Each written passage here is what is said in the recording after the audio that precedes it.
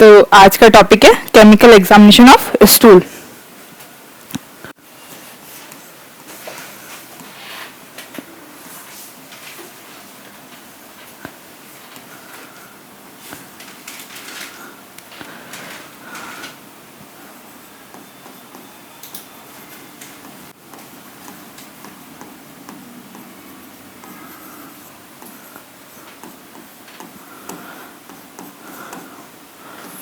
तो पहले थोड़ा कल का रिवीजन। तो कल क्या क्या पढ़ा था अपन ने कि स्टूल होता क्या है। तो ह्यूमन फीसिस को अपन स्टूल बोलते हैं, क्लियर माइंड में। फिर इसका कंपोजिशन क्या होता है। तो कंपोजिशन ये होता है अनडाइजेस्टेड और अनएब्जॉर्ब्ड जो आपका फूड मटेरियल होता है वो होता है स्टूल। ठीक है, उसमें क्या होता है इनऑर्गेनिक मटेरियल होंगे, बैक्टीरिया होगा, उसके अलावा बाइल सॉल्ट, बाइल पिगमेंट्स होंगे, और उसका जो क्या कहते हैं स्टूल का पार्ट होता है 3/4 वो सॉलिड होता है और 1/4 लिक्विड होता है, या सॉरी 3/4 तो वाटर होता है और 1/4 सॉलिड पार्ट होता है, क्लियर। उसके अलावा उसमें एरिथ्रोसाइट्स और ल्यूकोसाइट्स प्रेजेंट होती है। ये कंपोजिशन हो गया। उसके बाद कलेक्शन कैसे करना चाहिए, तो मॉर्निंग सैंपल लेना चाहिए। ठीक है, सैंपल लेते ही 1 घंटे में आपको टेस्ट रन करना है, नहीं तो वो डिकम्पोज होने लग जाएगा। ठीक है, क्लियर। उसके अलावा अगर उसमें आरबीसी या फिर कोई भी म्यूकस प्रेजेंट है तो आप उस स्टूल के सैंपल में उसको इंक्लूड करोगे, ऐसे नहीं कि उसको निकाल के आप स्टूल के सैंपल को देखोगे। ठीक है, क्लियर। ये कुछ पॉइंट्स थे। दूसरा और कुछ याद आ रहा है इंपॉर्टेंट पॉइंट में? मुझे नहीं आ रहा तो तुमको आना चाहिए ना, तुमने भी पढ़ा था ना। ठीक है, उसके अलावा अपन ये देख सकते हैं कि जो भी सैंपल अपन कलेक्ट कर रहे हैं उसका कंटेनर कैसा होना चाहिए, एकदम ड्राई होना चाहिए, स्टेराइल होना चाहिए। ठीक है, दूसरा वाइट माउथ हेड, ताकि आप इजीली उसमें सैंपल कलेक्ट कर सको, और जो भी सैंपल कलेक्ट किया उस पर इंफॉर्मेशन पेशेंट की प्रॉपर लिखी हुई होनी चाहिए। ठीक है, क्लियर। उसके अलावा अपन ने उसके बाद इसका फिजिकल एग्जामिनेशन पढ़ा था। फिजिकल एग्जामिनेशन में फर्स्ट अपन ने क्या पढ़ा, इसका वॉल्यूम कितना होना चाहिए पर डे आपको। इसका वॉल्यूम जो होता है 200 ग्राम से कम होता है। ठीक है, क्लियर। उसके बाद इसकी कलर, कलर कैसा होता है, नॉर्मली येलोइश ब्राउन। क्यों होता है,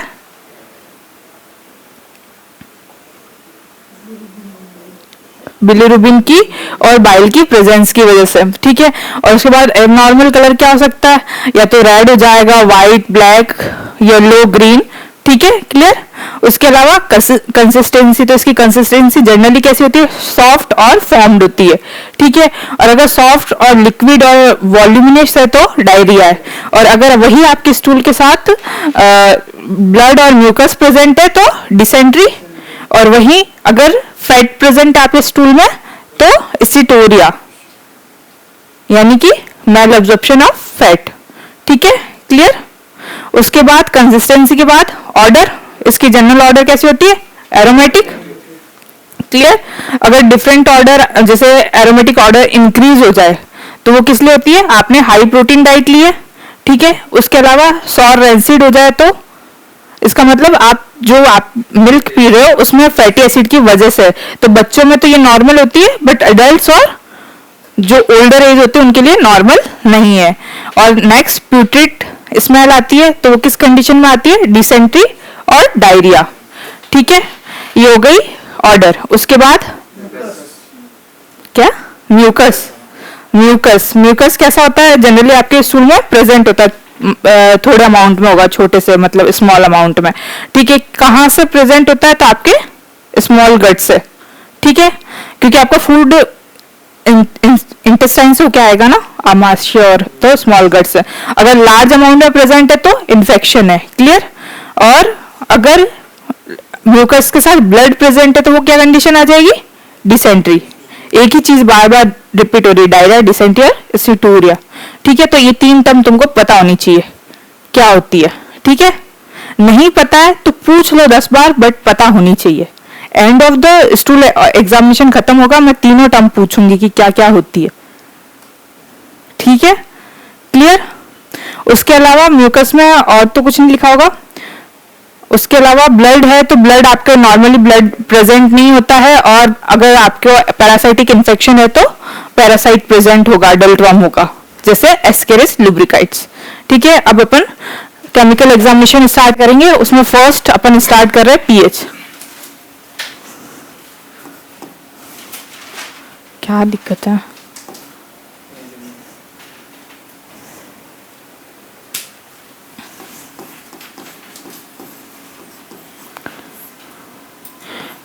तो स्टूल की जनरल पीएच होती है 6.9 से 7.2, ठीक है।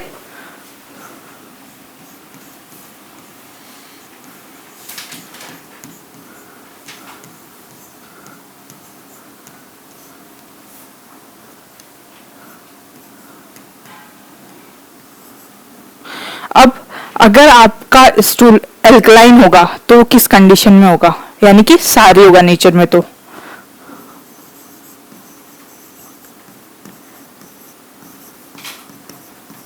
एक तो आप हाई प्रोटीन डाइट लोगे तब,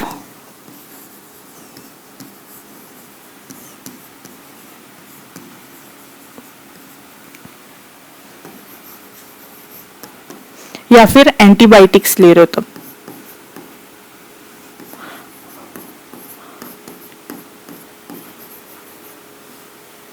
ठीक है, ये दो कंडीशन में आपको आपका स्टूल एल्कलाइन यानी क्षारीय मिलेगा। और एसिडिक कब मिलेगा?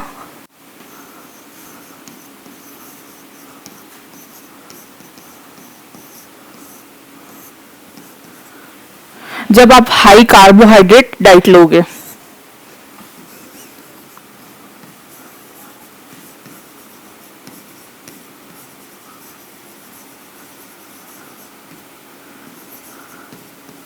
या फिर mail absorption of fat.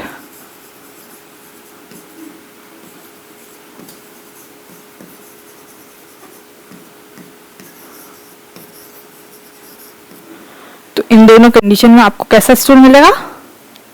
Acidic, अम्लीय। ठीक है, क्लियर। इसके बाद अपन पढ़ेंगे फैट।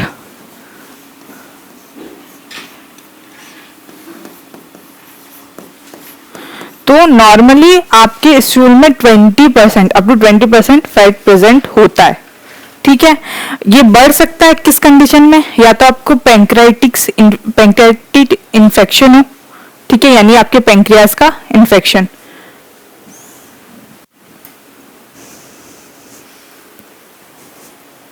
ठीक है, इस कंडीशन में मिल सकता है आपको। उसके अलावा फैट का एब्जॉर्प्शन प्रॉपर नहीं हो, यानी मेल एब्जॉर्प्शन ऑफ फैट, तो इस कंडीशन में आपको फैट मिलता है आपके स्टूल में, यानी कि 20% से ज्यादा। तो normally 20% fat present in stool. ठीक है, second, increased in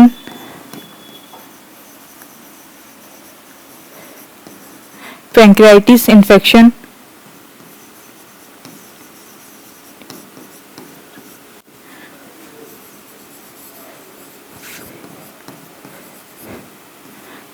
and malabsorption of fat। ठीक है,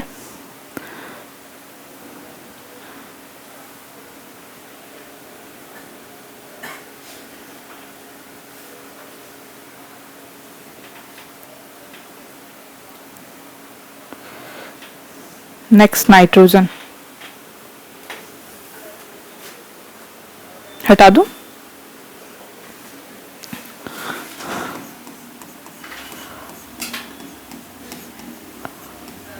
अब जो आपका नाइट्रोजन है वो आपके स्टूल में generally 1 to 1.5 gram per day present होता है, यानी कि जनरली आपके स्टूल में कितना नाइट्रोजन मिलेगा?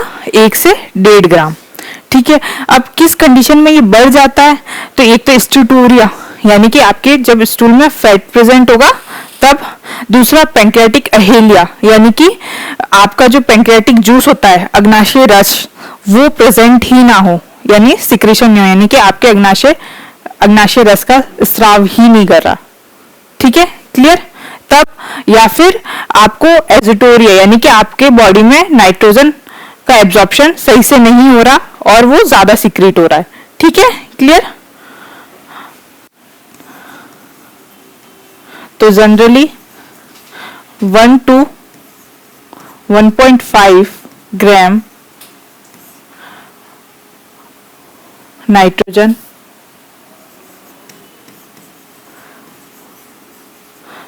present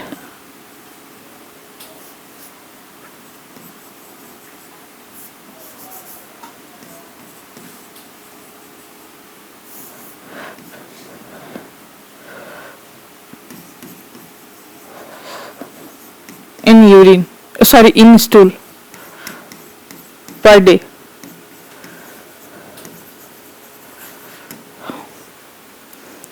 ठीक है, क्लियर? कंडीशंस,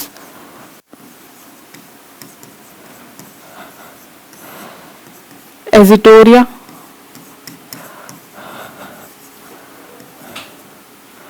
ठीक है, सेकेंड पैंक्रियाटिक,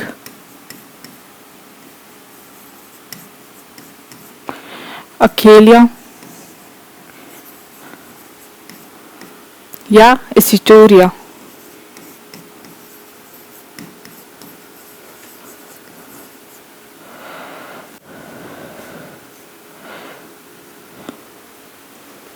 ठीक है, तो ये था आपके नाइट्रोजन के बारे में। नेक्स्ट अपन पढ़ेंगे स्टिरकोबिलिनोजन।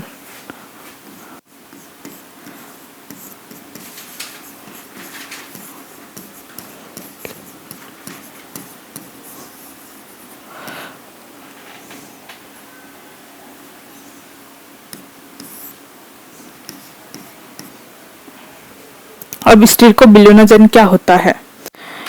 तो यूरोबिलिनोजन पता है क्या होता है? बिलिरुबिन का सब प्रोडक्ट होता है। ठीक है, तो ये एज अ बिलिरुबिन जैसा आपके यूरिन को येलो कलर देने का काम करता है, वैसे ही स्टूल को स्टिरकोबिलिनोजन ब्राउनिश कलर देने का काम करता है। तो ये बनता कैसे है? तो ब्रेकडाउन ऑफ हीमोग्लोबिन से बनता है। ठीक है, क्लियर? तो एक तो ये फिकल यूरोबिलिनोजन कह सकते हैं इसको,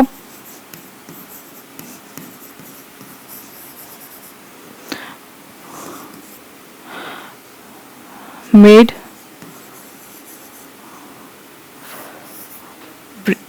ब्रेकिंग ऑफ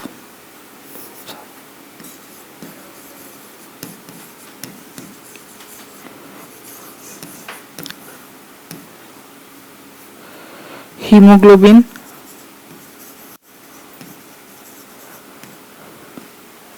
ठीक है, हीमोग्लोबिन के ब्रेकिंग से बनता है या ब्रेकडाउन ऑफ हीमोग्लोबिन। ठीक है, उसके अलावा it is provide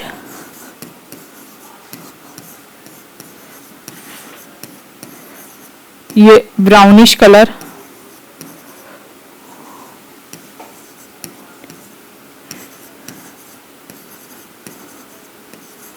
to stool. ठीक है, जनरली ये कितना प्रेजेंट होगा? तो ये जनरली प्रेजेंट होता है 40 to 250 या 280 मिलीग्राम पर डे। यानी इसका एवरेज कितना होगा? 150 मिलीग्राम पर डे। ठीक है,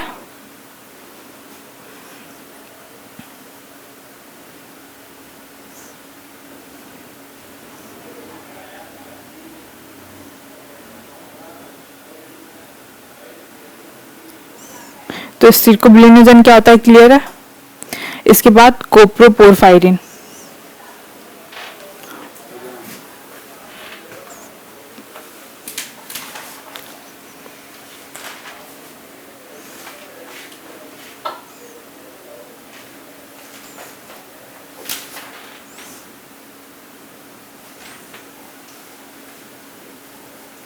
हटा दो।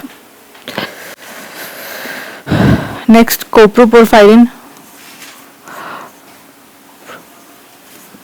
अब तुमको पता है कोप्रोपोरफायरिन होता क्या है? कोई आइडिया? हीमोग्लोबिन सिंथेसिस पता है? सुना तो है ना कि हीमोग्लोबिन सिंथेसिस होता है। तो उसका जो बीच में मिडल में जो प्रोडक्ट बनता है वो होता है कोप्रोपोरफायरिन।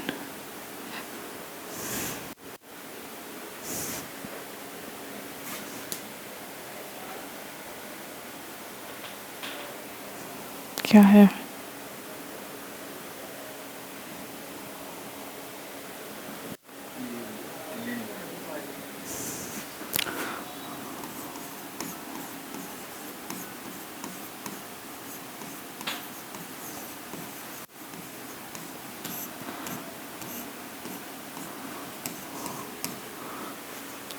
ठीक है, तो जो आपका हीमोग्लोबिन सिंथेसिस होता है उसमें सब प्रोडक्ट पहले जैसे एक एक प्रोडक्ट बनता है, उसमें बीच में बनता है कोप्रोपोरफायरिन।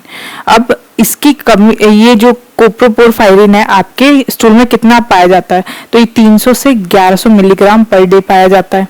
ठीक है, सबसे पहली बात। तो दूसरा, ये इंक्रीज किस कंडीशन में होता है? तो वो होता है कंजेनाइटल पोरफायरिया। अब कंजेनाइटल पोरफायरिया क्या है? तो ये एक डिजीज है जो हीमोग्लोबिन सिंथेसिस में किसी एक एंजाइम की कमी से होती है, जो होता है यूरोपोरफायरिन थर्ड सिंथेटेस। उस एंजाइम की कमी से ये डिजीज होती है। मतलब एक तुम ग्लाइकोलाइसिस पाथवे पढ़ते हो तो उसमें पहले क्या क्या चीजें बनती है? पहले ग्लूकोज होता है, फिर वो फ्रक्टोज में चेंज होगा, फ्रक्टोसिस फॉस्फेट, फिर फ्रक्टोज 1,6 बिस फॉस्फेट इसमें कन्वर्ट हो रहा है ना। तो वैसे ही जैसे ग्लूकोज के बाद फ्रक्टोज बनता है ना, वैसे हीम सिंथेसिस में ग्लाइसिन के बाद जो प्रोडक्ट्स होते हैं यूरोपोरफायरिनोजन या फिर कोप्रोपोरफायरिनोजन बनते हैं। तो ये बनते हैं तो किसी एंजाइम की प्रेजेंस के कारण बनते हैं। जैसे ग्लूकोज 6 फॉस्फेट में कन्वर्ट होता है तो ग्लूकोकाइनेज या हेक्सोकाइनेज की प्रेजेंट में होता है। तो वैसे ही कोई भी एंजाइम की प्रेजेंट में आगे वाली रिएक्शन होती है। ठीक है, तो एक एंजाइम की कमी से एक डिजीज हो सकती है। तो एक डिजीज वो होती है कंजेनाइटल पोरफायरिया। तो उस कंडीशन में आपका कोप्रोपोरफायरिन बढ़ा हुआ मिलता है। ठीक है, क्लियर? मैं बस इतना बता रही हूँ कि एक अगर कोई पाथवे है तो उसमें जो बीच में मिडिल प्रोडक्ट बनता है तो वो होता है हीमोग्लोबिन का जो पाथवे, उसका मिडिल प्रोडक्ट होता है कोप्रोपोरफायरिन। ठीक है, उसमें किसी एंजाइम की कमी से होता है कंजेनाइटल पोरफायरिया। ये एक डिजीज है। ठीक है, और एंजाइम जो होता है वो होता है यूरोपोरफायरिन थर्ड सिंथेटेस। ठीक है, क्लियर? तो ये इसलिए बताया क्योंकि उस डिजीज में कोप्रोपोरफायरिन की जो अमाउंट है वो बढ़ जाती है आपके स्टूल में। क्लियर? समझ में आया? जैसे तुम ग्लाइकोलाइसिस पाथवे पढ़ते हो, ग्लूकोज से पाइरुवेट बन रहा है ना, तो उससे भी तो चीजें बनती है ना, ग्लूकोज 6 फॉस्फेट, फिर फ्रक्टोज 6 फॉस्फेट, ऐसे चेंज होता है ना। होता है कि नहीं होता है? तो वैसे ही बीच में हीमोग्लोबिन सिंथेसिस में फर्स्ट प्रोडक्ट से लास्ट हीम बनने के बीच में एक प्रोडक्ट ये भी बनता है कोप्रोपोरफायरिन। क्लियर? अब ये आपकी जो स्टूल है किस कंडीशन में बढ़ा हुआ मिलता है? तो कंजेनाइटल पोरफायरिया। अब कंजेनाइटल पोरफायरिया क्या होता है? तो एक डिजीज है जो हीमोग्लोबिन सिंथेसिस में एक एंजाइम होती है उसकी कमी की वजह से होता है। ठीक है, क्लियर? इतना क्लियर है? ठीक है, अब ये डिक्रीज किस कंडीशन में होगा? तो जो आपकी लीवर की जितनी भी डिजीज होगी ना उसकी वजह से, जैसे सिरोसिस हो गया। अब सिरोसिस क्या होता है? जो सबसे ज्यादा अल्कोहल पीते हैं ना उनको होता है। फैटी लिवर सुना है? अल्कोहल पीते उनका लिवर फूल जाता है ना, सिरोसिस। ठीक है, क्लियर? तो उस कंडीशन में आपको डिक्रीज मिलेगा। क्लियर? तो इसकी नॉर्मल वैल्यू होती है 300 to 1100 milligram per day.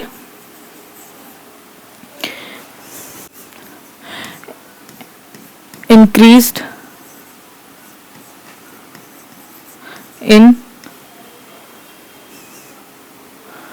congenital porphyria,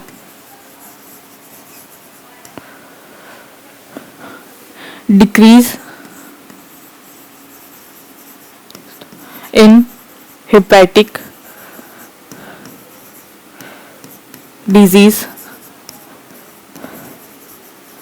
like cirrhosis.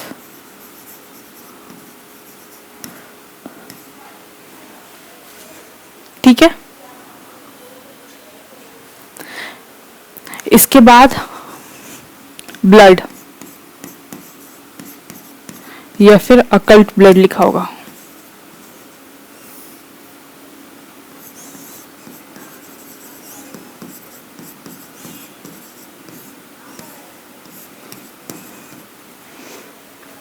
अब देखो ब्लड तो तुम आंखों से स्टूल में देख सकते हो ना, अपन ब्लड का टेस्ट इसे लगाते हैं, क्या पता अपन आंखों से देखने में मिस कर रहे हो, बिल्कुल माइन्यूट अमाउंट में आपके स्टूल में ब्लड प्रेजेंट हो, तो अपन एक ब्लड का टेस्ट लगाते हैं। और अपन ने जैसे यूरिन में जो टेस्ट लगाया था ना बेंजेडाइन, यहाँ पे भी सेम ही टेस्ट लगाता है। ठीक है, क्लियर? अब तुमको पता बेंजेडाइन टेस्ट क्या होता है? पूछ सकती ना मैं, पता है ना, क्लास ये तो अटेंड की थी। ठीक है, तो अपन टेस्ट इसके लिए लगाते हैं, एक तो बेंजेडाइन टेस्ट लगाएंगे, एक ऑर्थो टॉलरेंट टेस्ट लगाएंगे। ठीक है, बेंजेडाइन टेस्ट क्या होता है? जनरली मैंने ये बताया था कि आपने जो बेंजेडाइन रिएजेंट होता है वो पर ऑक्सीडेशन एक्टिविटी करता है। क्या होता है? हाइड्रोजन पर ऑक्सीडाइज के साथ जो बेंजेडाइज सोल्यूशन है रिएक्ट करता है और नेसेंट ऑक्सीजन रिलीज करता है। वो क्या करता है, आपके अगर स्टूल में ब्लड प्रेजेंट है तो वो सॉल्यूशन का कलर क्या कर देगा? ब्लू। याद है ना, बताया था, याद है? तो सेम यहीं पे भी वही है। उसके अलावा अपन इसके लिए कुछ ग्रेडिंग भी कर सकते हैं, जैसे कि अगर बिल्कुल जैसे अपन ने टेस्ट लगाया है, टेस्ट लगाने के बाद 1 मिनट बाद कलर ब्लू चेंज हुआ है तो अपन उसको बोल सकते हैं ट्रेस अमाउंट में ब्लड प्रेजेंट है। +1 तब कह सकते हैं तब जैसे ना धीरे धीरे ब्लू कलर में चेंज हो रहा हो सोल्यूशन। ठीक है, और +2 तब बोल देंगे जब आपका कलर एकदम ना थोड़ा तेज ना स्लो, मीडियम। ठीक है, +3 यानी कि ऑलमोस्ट रैपिड, इमीडिएटली, और +4 यानी कि जस्ट सोल्यूशन डाला और ब्लू कलर। ठीक है, क्लियर? तो chemical test for blood is perform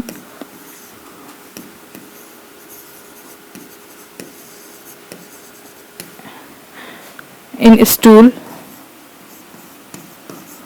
is benzidine test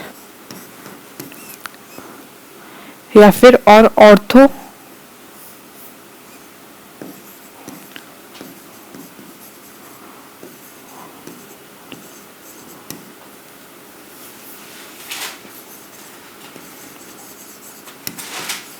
ortho tolerant test. ठीक है, या तो बेंजेडाइन टेस्ट लगाएंगे या ऑर्थो टॉलरेंट टेस्ट लगाएंगे। अब टेस्ट का प्रिंसिपल क्या होता है? जनरली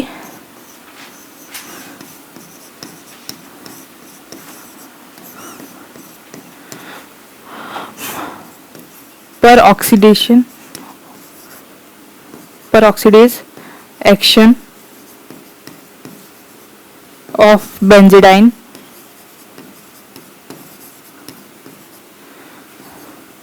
reagent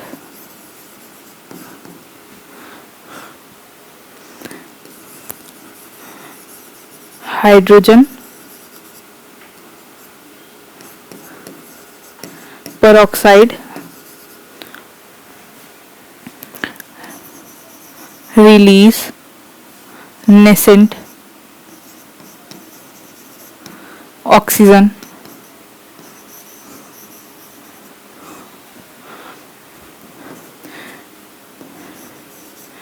it is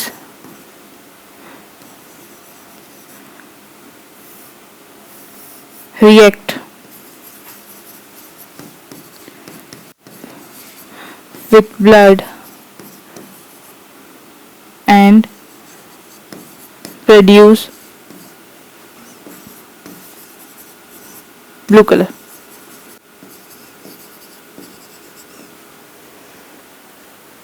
ठीक है,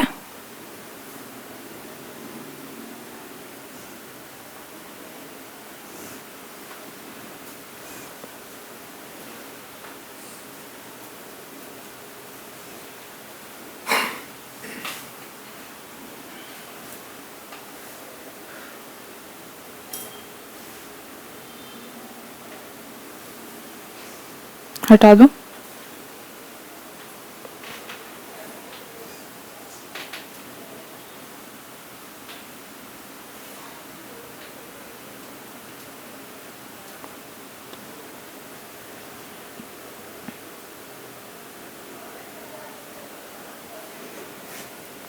interpretation,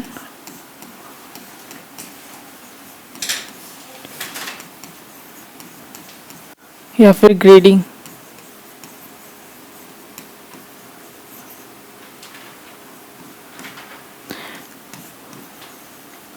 trace after 1 minute, color change in blue color.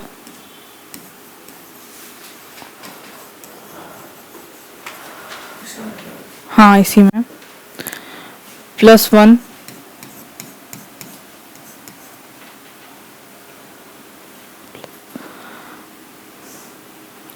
slow change in color.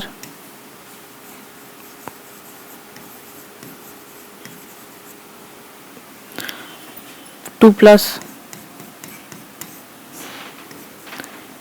rapid change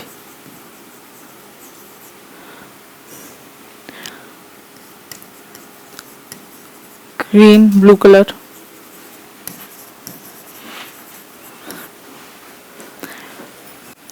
Three plus almost immediately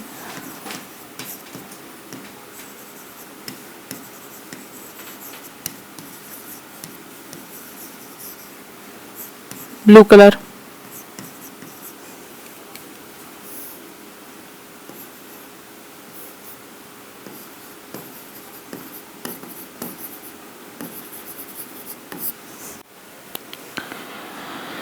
Four plus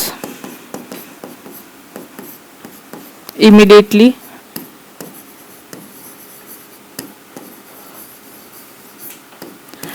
dark blue color.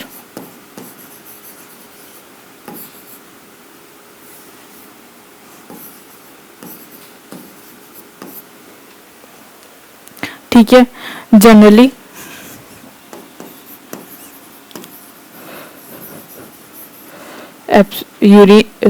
blood is absent in stool.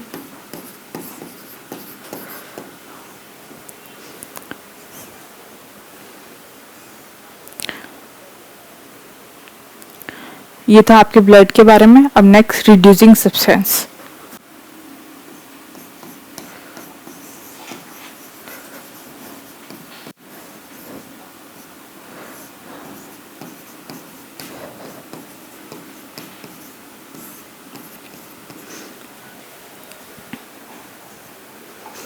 अब reducing substance किस में देखते हैं? तो अपन देखते हैं infants में, जो बच्चे दूध पीते हैं माँ का, उनमें देखते हैं। क्यों देखते हैं?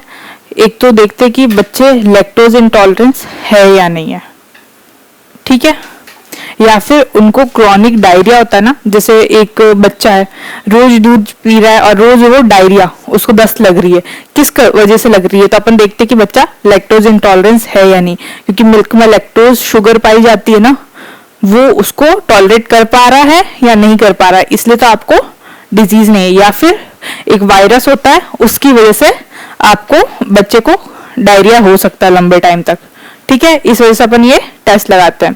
ठीक है, कैसे लगाएंगे? तो अपन जनरली इसके लिए जो सैंपल लेते हैं ना, एक तो अपन ना स्टूल लेंगे, वो 1 ही घंटे में अपन सैंपल को रन कर लेंगे। क्यों कर लेंगे? क्योंकि अगर अपने सैंपल को 2 से 4 घंटे रख लिया तो जो स्टूल में लैक्टोज प्रेजेंट होगी ना, वो ब्रेक डाउन करके गैलेक्टोज प्लस ग्लूकोज में कन्वर्ट हो जाएगी। तो फिर तुम लैक्टोज इंटॉलरेंस का टेस्ट लगाओगे कैसे? करेक्ट। तो इसमें कुछ चीजें ये ध्यान रखना कि ये इन्फेंट्स में देखते हैं।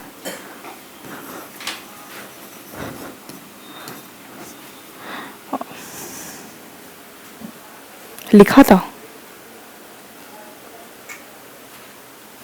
किसने लिख लिया? कितना बाकी है? इसके बाद मैंने लिखा था रिड्यूसिंग सब्सटेंस।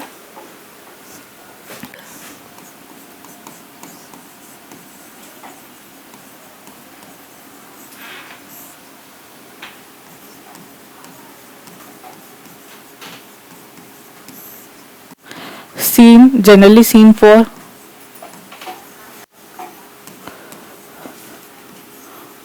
infants, और इन्फेंट्स के भी कौन सी कंडीशन में देखेंगे तो क्रॉनिक डायरिया, क्रॉनिक यानी लंबे टाइम तक, जो लंबे टाइम से चली जा रही है, और डायरिया यानी कि दस्त। ठीक है,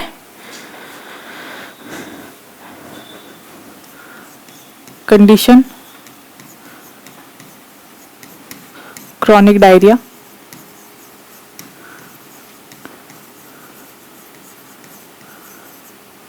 ठीक है, डायग्नोस क्या करेंगे अपन?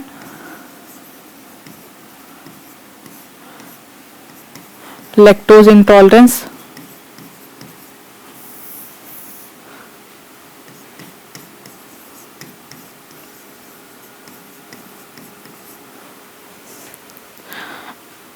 या फिर rotavirus infection.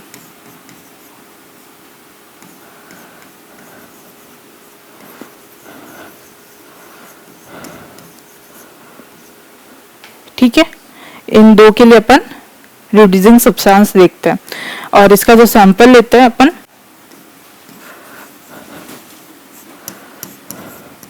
5 gram stool, freshly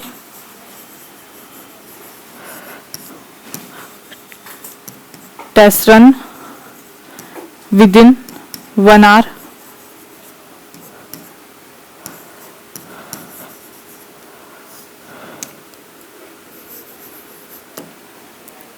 ठीक है,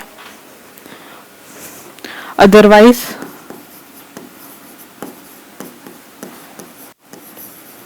लैक्टोज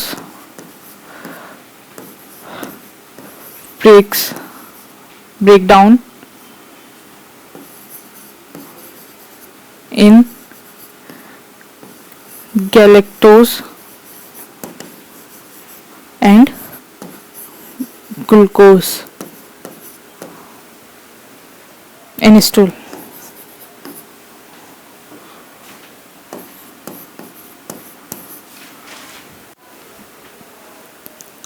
ठीक है, तो अभी अपन ने केमिकल एग्जामिनेशन में 7 टेस्ट पढ़े, पीएच, फैट, नाइट्रोजन और ब्लड, और एसिडोबिलिनोजन, पोरफायरिन और रिड्यूसिंग सब्सटेंस। ठीक है, तो पीएच में अपन ने क्या पढ़ा? उसकी पीएच कितनी होती है? 6.9 से 7.2। एल्कलाइन किस कंडीशन में होगा? हाई प्रोटीन डाइट या फिर एंटीबायोटिक यूज के कंडीशन में, यानी कि आप दवाया ले रहे हो बहुत ज्यादा एंटीबायोटिक्स। ठीक है, क्लियर। और एसिडिक किस कंडीशन में होगा? तो ज्यादा कार्बोहाइड्रेट रिच डाइट खा रहे हो। ठीक है, और उसके अलावा fat, malabsorption of fat. ठीक है, इस कंडीशन में फिर अपन ने देखा इसके बाद फैट। तो जनरली आपके जो स्टूल है उसमें 20% फैट प्रेजेंट होता है। ठीक है, और किस कंडीशन में हाई हो सकता है? तो वो होता है एक तो पैंक्रियाटिक इन्फेक्शन और दूसरा मेल एब्जॉर्प्शन ऑफ फैट। फिर उसके बाद नाइट्रोजन, तो जनरली आपके स्टूल में 1 से 1.5 ग्राम पर डे नाइट्रोजन प्रेजेंट होता है। किस कंडीशन में एब्सेंट होगा या बहुत ज्यादा प्रेजेंट होगा? तो एजिटोरिया और पैंक्रियाटिक अकेलिया और स्टीटूरिया। ठीक है, स्टीटूरिया क्या होता है? स्टूल में फैट प्रेजेंट होता है। ठीक है, क्लियर। उसके बाद अपन ने पढ़ा स्टिरकोबिलिनोजन, तो ये क्या होता है, फिकल यूरोबिलिनोजन कह सकते हैं। या फिर ये किससे बनता है, तो ब्रेकडाउन ऑफ हीमोग्लोबिन से बनता है। क्या काम करता है, तो ये आपके स्टूल को ब्राउनिश कलर प्रोवाइड करवाने का काम करता है। जनरली कितना प्रेजेंट होगा, तो 42 to 80 milligram per day present होगा, और इसका एवरेज अपन मान सकते हैं कि 150 मिलीग्राम पर डे तो आपके स्टूल में प्रेजेंट होगा ही होगा। उसके बाद कोप्रोपोरफायरिन कितना जनरली प्रेजेंट होगा, 300 to 11 मिलीग्राम पर डीएल। किस कंडीशन में इंक्रीज होगा, कंजेनाइटल पोरफायरिया, और डिक्रीज किस कंडीशन में होगा, तो लिवर डिजीज की कंडीशन में। ठीक है, क्लियर। उसके अलावा उसके बाद अपन ने पढ़ा ब्लड।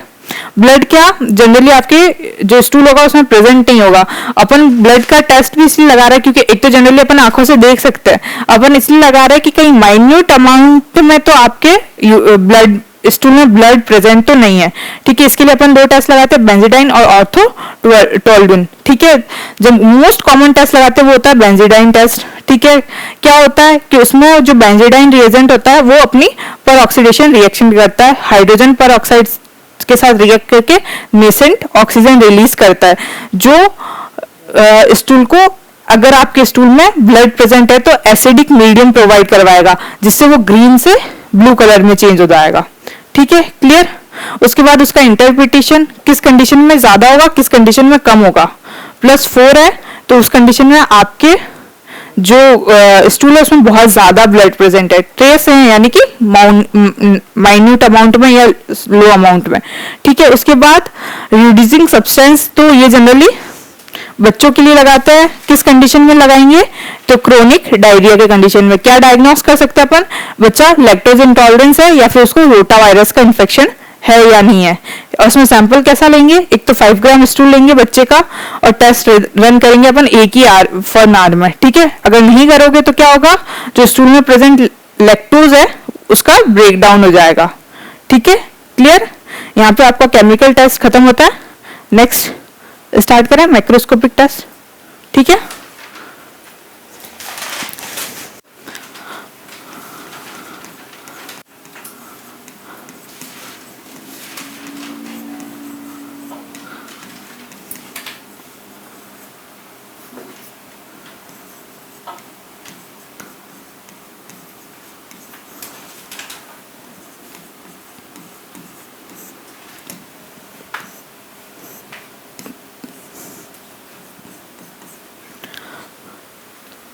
तो पहले अपन वेट माउंट प्रिपरेशन पढ़ेंगे, जिसमें फर्स्ट पढ़ेंगे सलाइन प्रिपरेशन।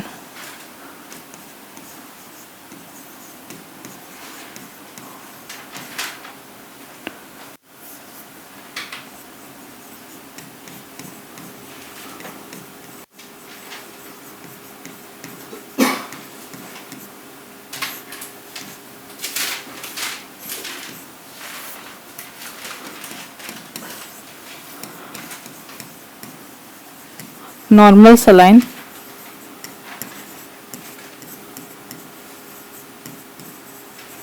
प्रिपरेशन।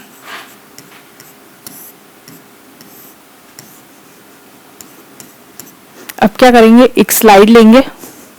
ठीक है, स्लाइड में आपका जो स्ट्रूल है वेल मिक्स्ड, जो सैंपल आपने लिया उसको अच्छे से मिक्स करके, मतलब जो सैंपल है उसको अच्छे से मिक्स करेंगे, सैंपल को मिक्स करेंगे। ठीक है, उस सैंपल का थोड़ा सा पार्ट अपन स्लाइड पे रखेंगे, उस पर डालेंगे 1 ड्रॉप सलाइन, नॉर्मल सलाइन। ठीक है, फिर उस पर लगाएंगे कवर स्लिप, फिर उसको माइक्रोस्कोप के अंडर देखेंगे। क्लियर, इजी है। स्लाइड पे थोड़ा सा स्टूल का सैंपल, ज्यादा नहीं, बिल्कुल थोड़ा सा समझते हो ना, कितना, हाँ, स्टूल का 1 ड्रॉप कैसे लेगा, बिल्कुल थोड़ा सा, हल्का सा, मैं समझ गई। ठीक है, 1 ड्रॉप अपन लेंगे नॉर्मल सलाइन, फिर उस पे अपन क्या रखेंगे, कवर स्लिप। उसको कहाँ देखेंगे, माइक्रोस्कोप के अंडर 10x और 40x पे। ठीक है, तो take a slide,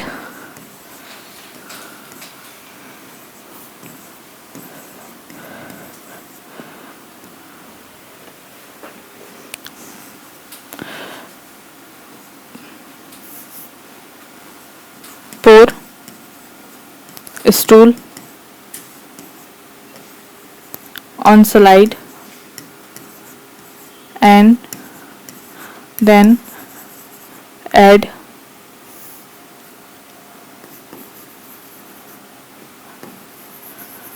one drop of normal saline,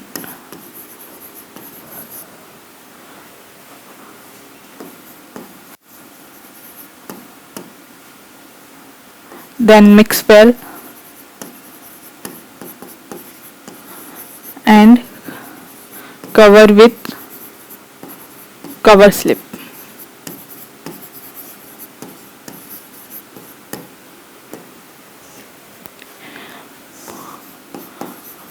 Then seen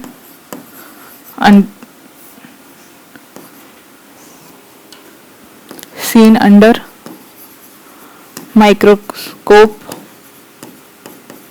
at 10x and 40x.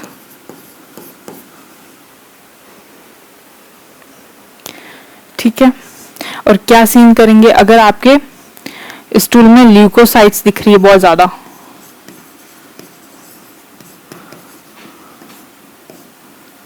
तो किस कंडीशन में दिखेगी?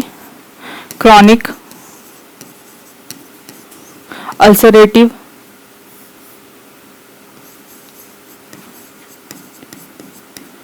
कोलाइटिस या फिर क्रोनिक बेसिलरी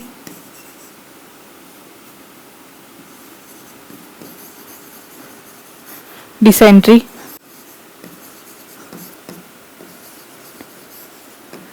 या फिर एंट्राइटिस की कंडीशन में।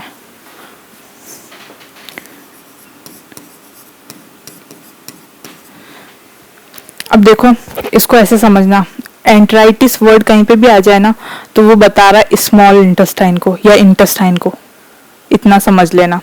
क्रॉनिक यानी कि पुराना, लंबे टाइम से चले जा रहा है, ठीक है। अल्सर तो ये तो समझते ही अल्सर, फोड़ा, ठीक है। कोलाइटिस यानी कि आपके कोलन की बात हो रही है, ठीक है, लार्ज इंटेस्टाइन। बेसिलरी डिसेंट्री ये एक बैक्टीरिया की वजह से होता है, सिजेला बेसिलरी डिसेंट्री, यानी कि वो लंबे टाइम तक है। डिसेंट्री का मतलब तो तुम समझ गए, stool with blood with mucus. अगर आपको बहुत ज्यादा इरिथ्रोसाइट्स दिख रही है,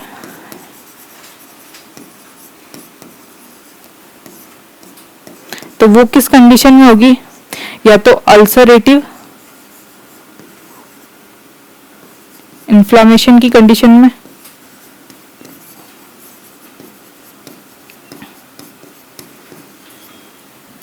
या फिर bleeding from colon and rectum, ठीक है।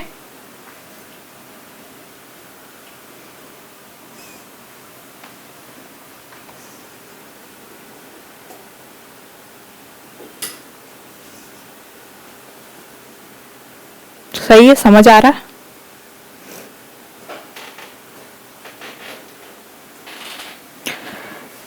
फिर एपिथेलियल सेल,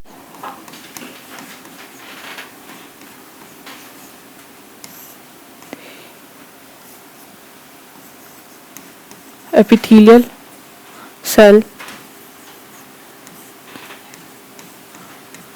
तो ये किस कंडीशन में दिखेगी?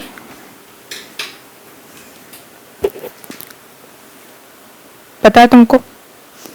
अगर आपका जो कॉलोन और रेक्टम है, बोवेल, बेसिकली बोवेल और कॉलोन में बहुत लंबे टाइम तक इन्फेक्शन यानी स्टूल स्टोर रहे, तो कई बार प्रेशर कंट्रोल करते हैं ना लोग, उस कंडीशन में कि बहुत ज़्यादा टाइम तक करोगे तो आपके बोवेल और कॉलोन का इन्फेक्शन हो जाता है, जिस कंडीशन में आपको एपिथेलियल सेल देखने को मिलती है, ठीक है। अब बोवेल क्या होता है ये पता है? जहां पे लास्ट आपका जो अनडाइजेस्टेड फूड स्टोर रहता है, ठीक है।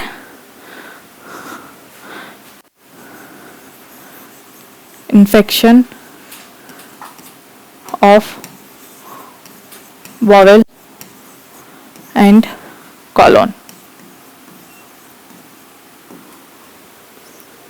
उसके अलावा क्या क्या देख सकते हैं, तो fat globulin,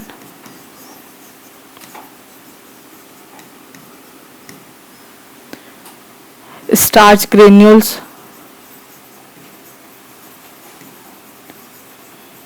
muscle fibre, also same.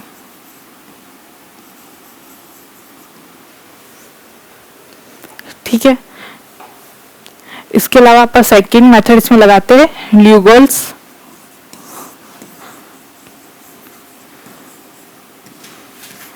Iodine preparation.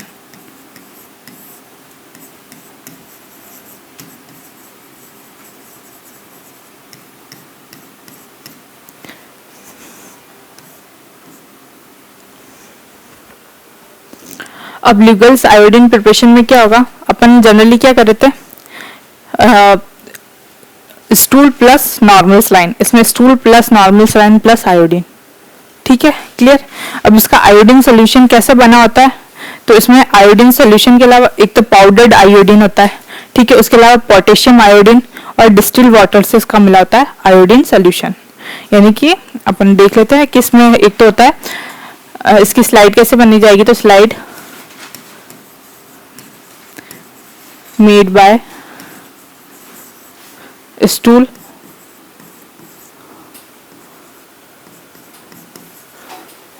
with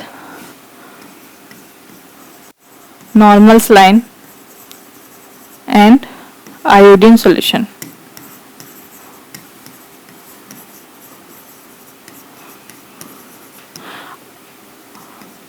iodine solution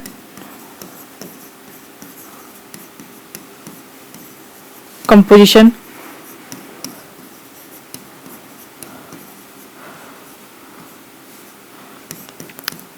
iodine powder form में अपन लेते हैं 5 ग्राम, पोटेशियम आयोडीन 10 ग्राम, डिस्टिल वाटर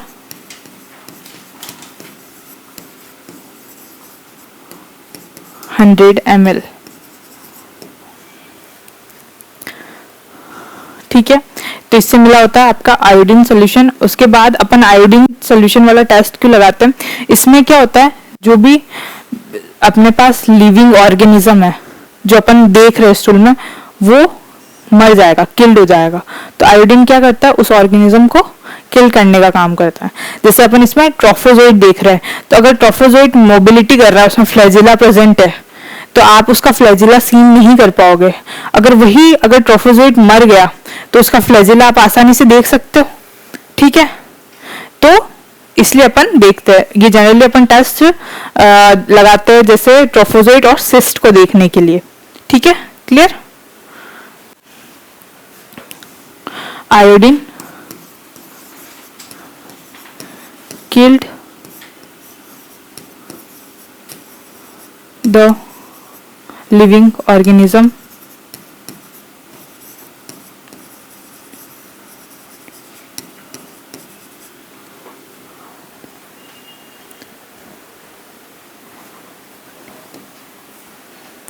ठीक है,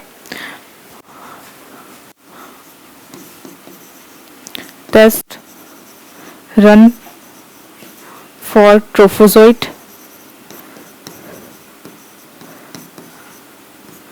and cyst of microorganism।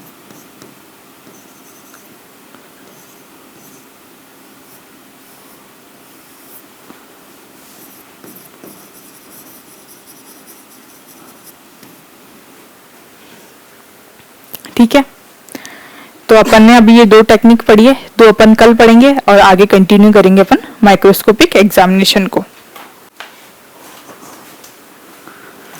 5 minute का ब्रेक।